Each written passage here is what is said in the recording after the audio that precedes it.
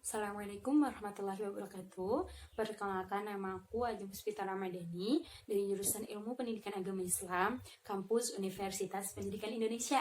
Di sini aku akan menjelaskan tentang tafsir Quran Surat Luqman ayat 12 sampai 15. Dan di sini aku merujuk pada kitab Tafsir Jalalain.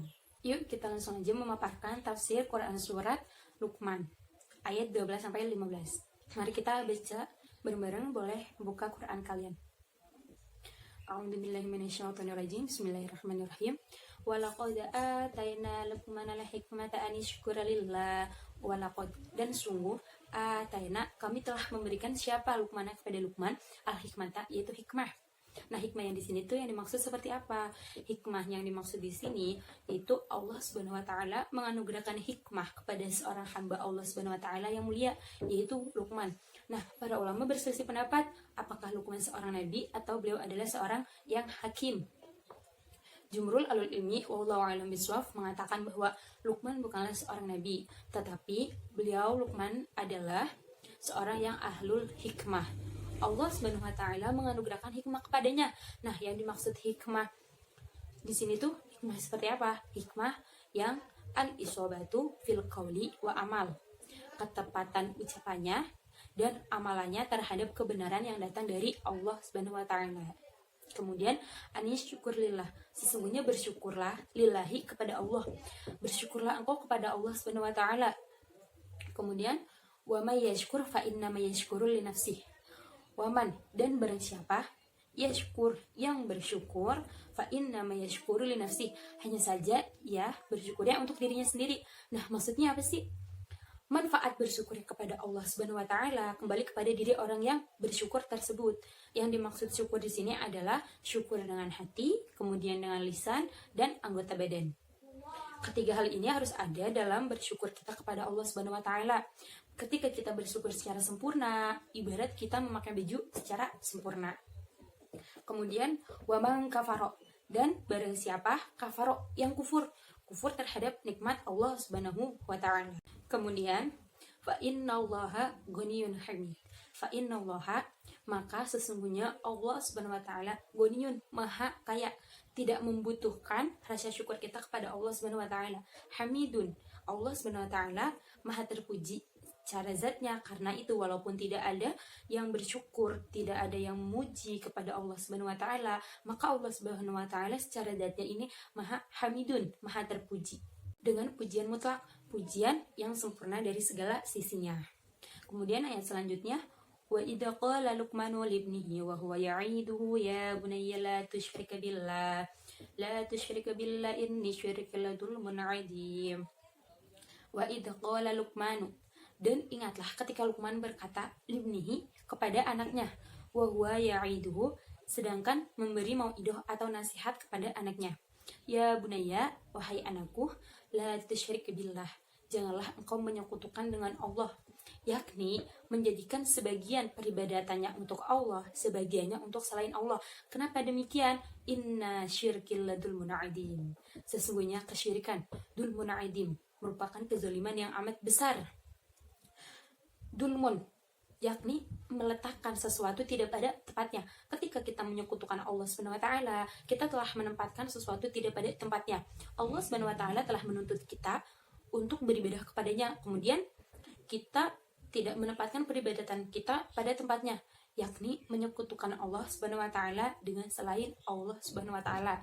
Dengan peribadatan ini merupakan kezaliman yang besar, dosa yang tidak akan diampuni oleh Allah Subhanahu wa taala, baik syirkul akbar maupun syirkul asghar.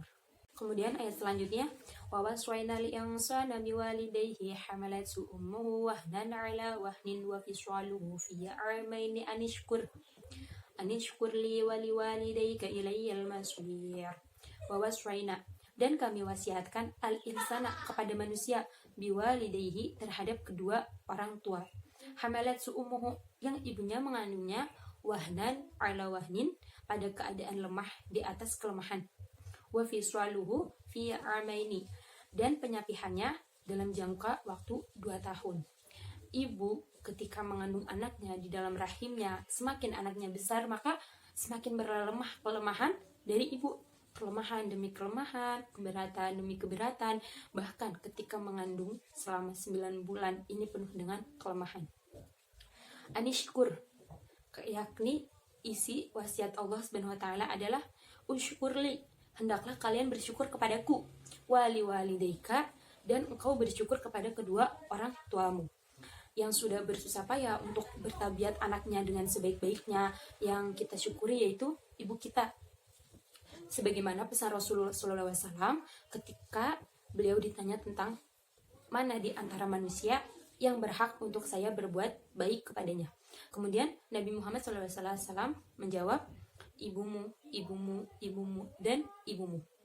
Kemudian ilayyal maswir, adapun al-maswir, tempat kembalinya kalian kepadaku, dan kalian akan dihisab oleh Allah Subhanahu wa taala. Maka kita harus benar-benar mewujudkan rasa syukur kita kepada Allah Subhanahu wa taala, kemudian orang tua kita.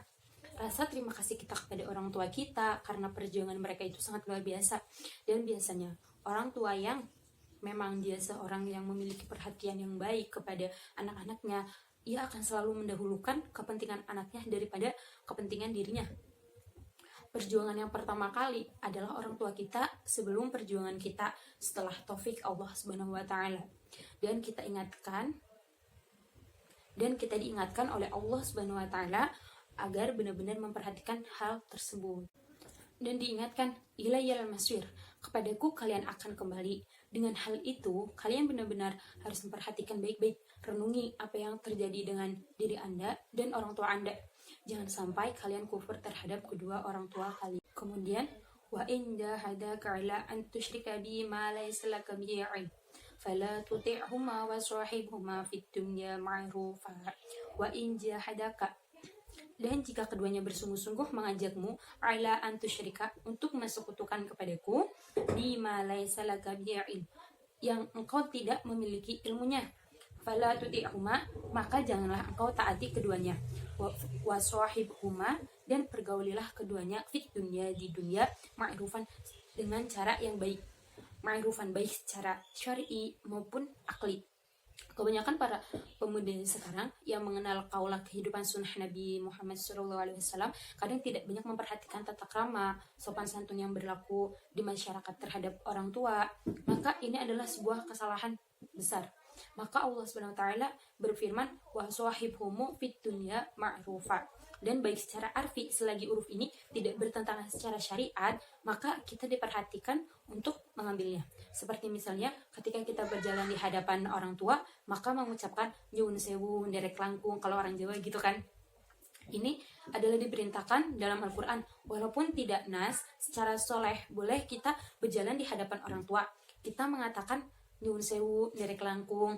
Nah, tangan kita yang biasanya kita lambaikan seperti kita berhadapan dengan teman-teman sebaya kita, di sini tangan kita pegang agar tidak melambai-lambai seperti kita ketika berjalan di depan saudara sebaya kita. Ini merupakan adab yang baik. Ayat yang terakhir, wattabi sabila man anaba ilayya tsumma ilayya marji'ukum fa unabbi'ukum bima kuntum ta'malun. Wattabi, dan ikutilah sabila, jalan, man anaba ilayya, jalan orang-orang yang kembali kepadaku, tsumma ilayya marji'ukum, tempat kembalinya kalian kepada aku, fa unabbi'ukum, kemudian saya akan beritahu kepada kalian, kuntum ta'malun, dengan apa yang kalian lakukan.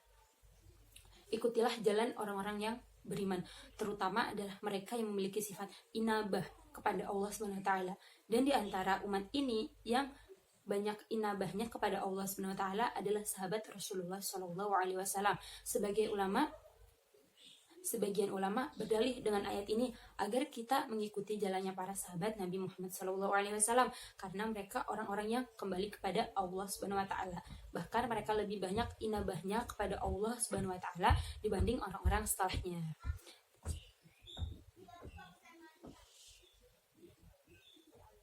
Sekian yang dapat saya sampaikan.